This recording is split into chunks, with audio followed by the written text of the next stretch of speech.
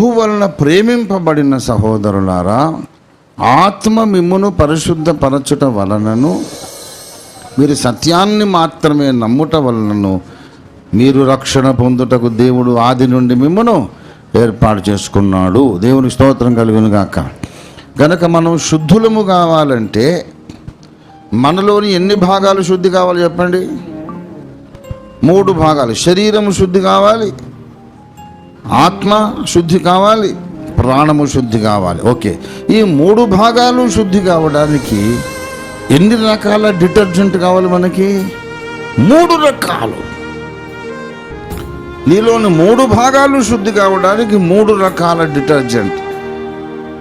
దేవుని రక్తము ఒక డిటర్జెంట్, దేవుని వాక్యం ఒక డిటర్జెంట్, దేవుని ఆత్మ ఒక detergent. Blood, the word and the spirit, they all belong to God. The blood of God and the spirit of God and the word of God, सब तो खुदा के होते हैं. खुदा के वचन, खुदा के रूह, खुदा के खून. దుర్బోధ కాదు ఇది, అల్టిమేట్ బోధ. పర్లేదు సార్, నమ్మి రక్షణ పొందితే చాలు అని అంటే ఎటు పోతారు బాబు? ఏట్లోకి. రక్షణ పొందితే చాలదు, అది నీ యాత్ర ప్రారంభమే కానీ ముగింపు కాదు.